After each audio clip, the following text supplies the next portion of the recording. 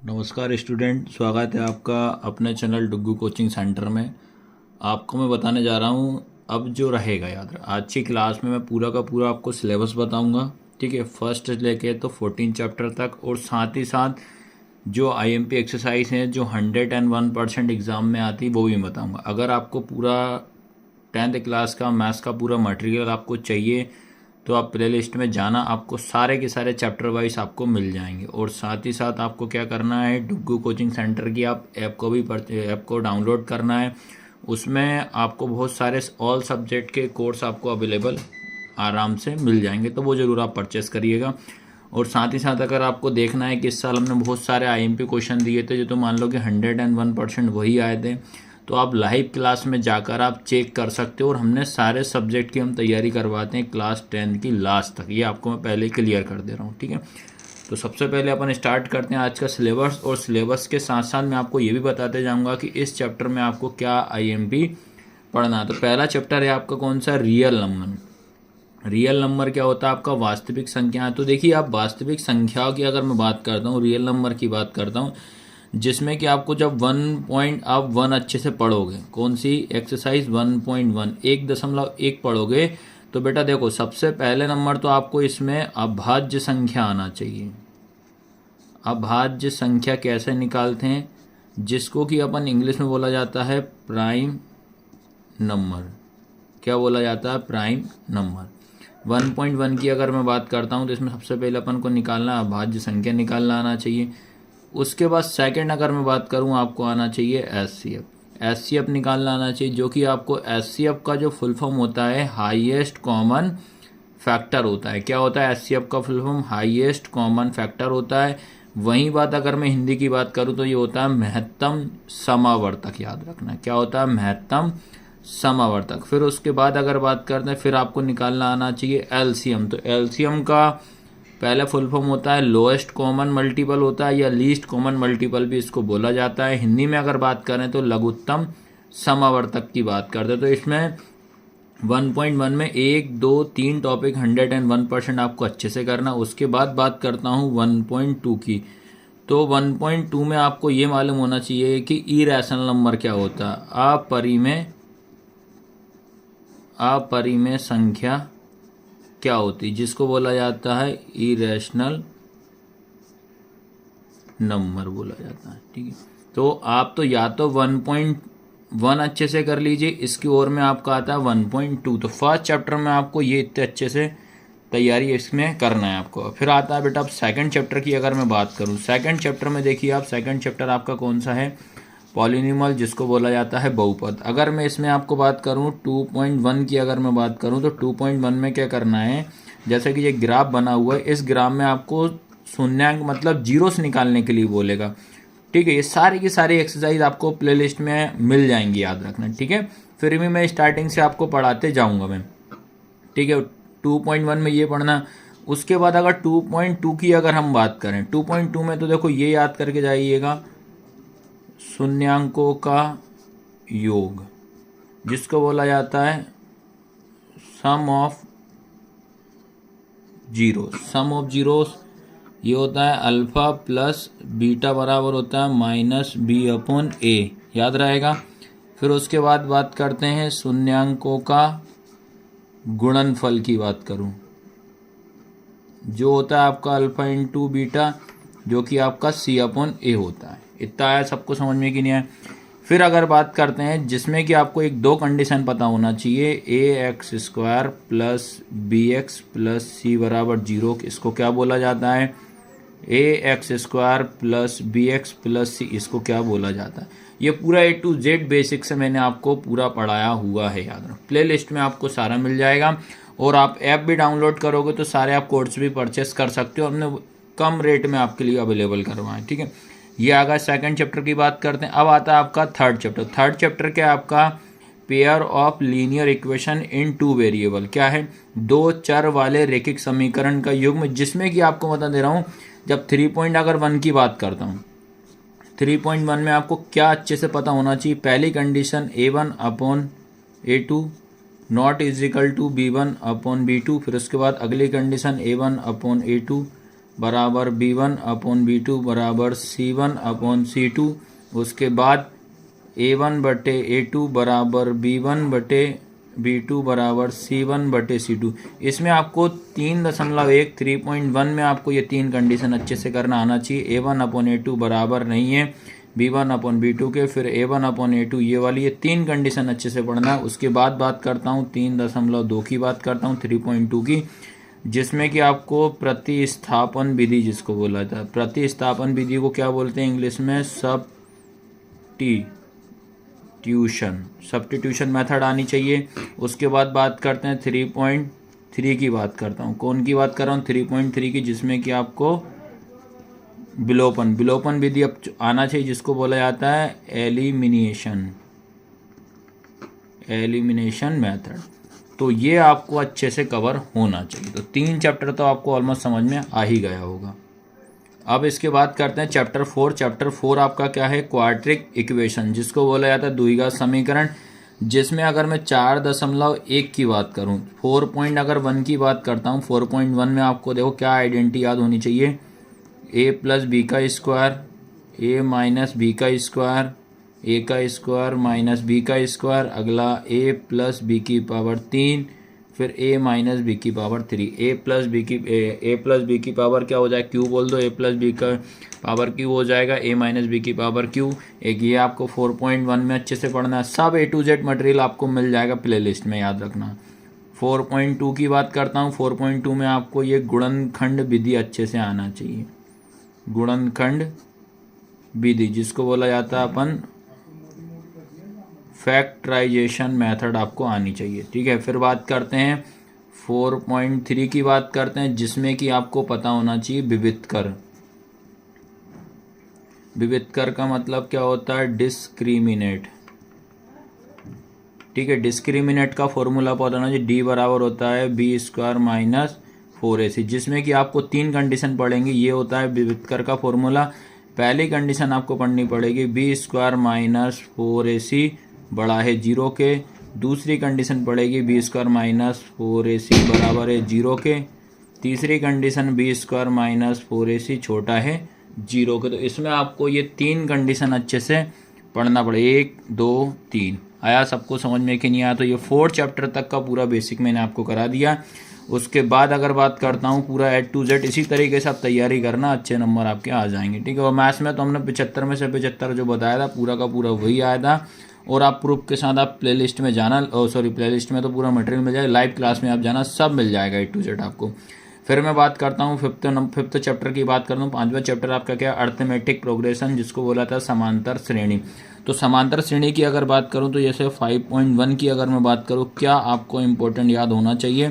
जिसमें कि आपको सबसे पहले A की वैल्यू गिवन रहेगी और D की वैल्यू गिवन रहेगी। आपसे बोलेगा कि इसमें AP फाइंड आउट करो, तो AP फाइंड आउट करने का फॉर्मूला याद रखना पड़ेगा। A plus D A plus 2D A plus 3D। A जो होता है ये होता है आपका फर्स्ट टर्म होता है, इसको बोला जाता है प्रथम पद। D जो होता है आपका क्या होता है? सर्वअंतर, जिसको बोला जाता है कॉमन डिफरेंस। आया सबको समझ में? ये 5.1 की बात हो गई।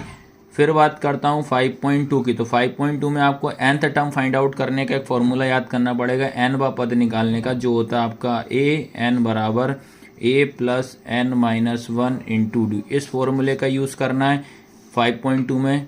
फिर उसके बाद आता है 5.3। तो 5.3 की अगर मैं बात करता हूँ, जिसमें कि आपको एक SN का मतलब होता है योग।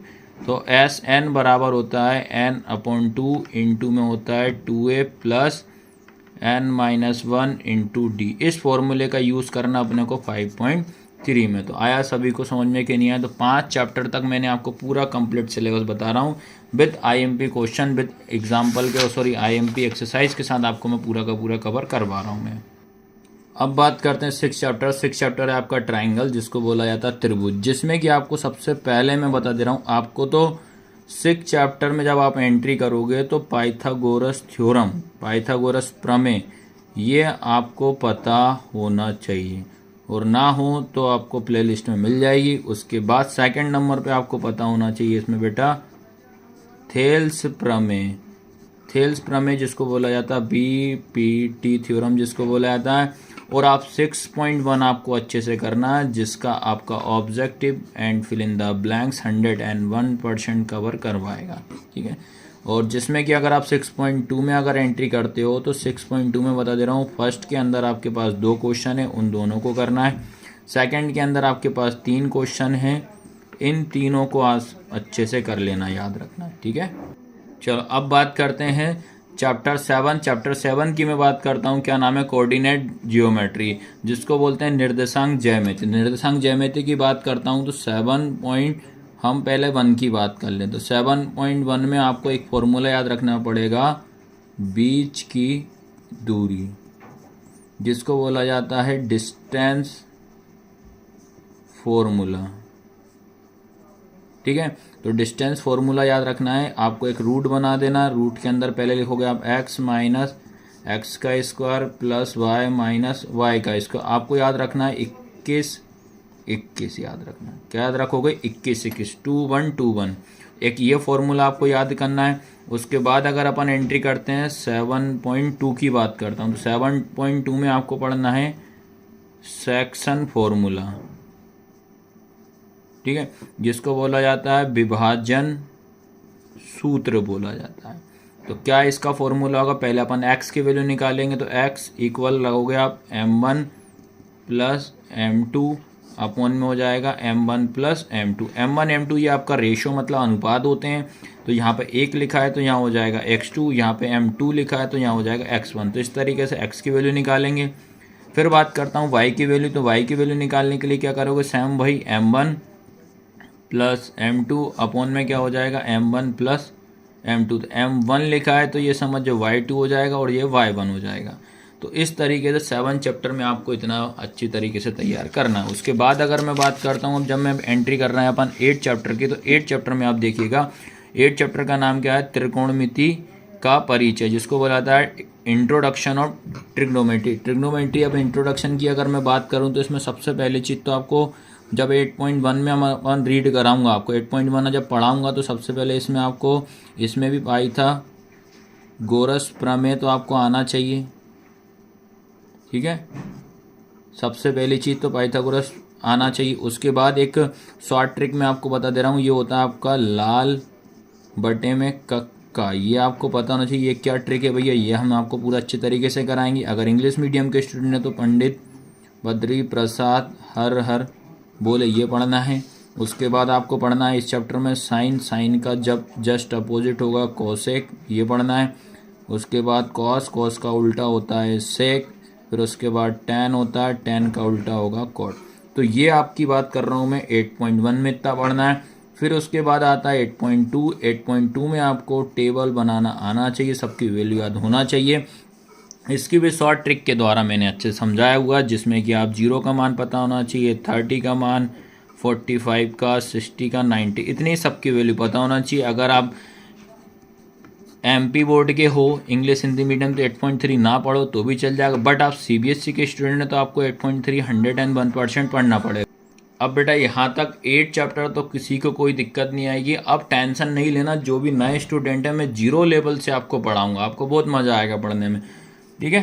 तो 9 चैप्टर की बात करते हैं, त्रिकोणमिति के कुछ अनुप्रयोग, सम एप्लीकेशन ऑफ ट्रिग्नोमेट्री, जिसमें कि देखो आपको सबसे पहले बात करता हूँ, इसमें तो एक ही एक्सरसाइज है भाई, कोई दिक्कत नहीं। तो इसमें आपको सबसे पहले उन्नयन कोण की हम बात करें, उन्नयन कोण को बोला जाता है आपका एलिवेशन एंगल अपन बोलते हैं, जिसमें कि आपको ये डायग्राम बनाना आना चाहिए। इसमें आपको ये, तो ये होता है आपका A, ये B, ये C, यहाँ पे आपका थीटा मतलब यहाँ पे आपका कोण होता है। एंगल की बात करता हूँ, ये आपका दूरी, दूरी मतलब क्या होता है, डिस्टेंस होता है।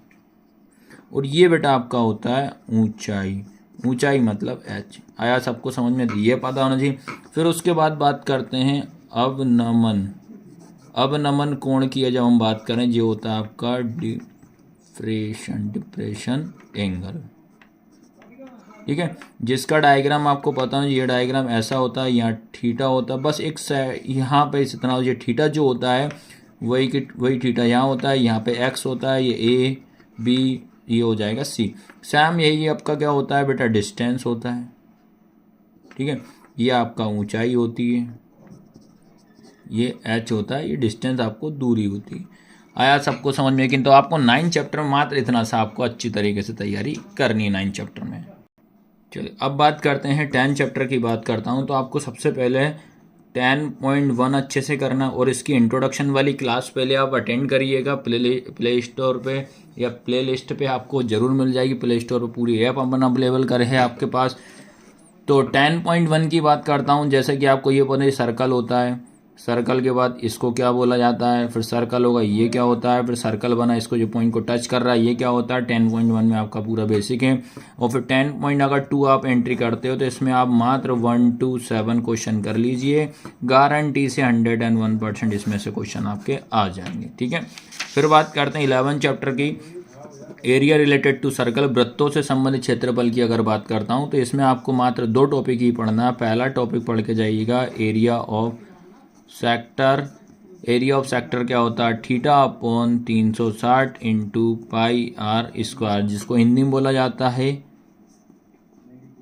त्रिज्यखंड का क्षेत्रफल। क्या बोलते हैं, त्रिज्यखंड का क्षेत्रफल। थीटा डिग्री, ये डिग्री मतलब एंगल होता है।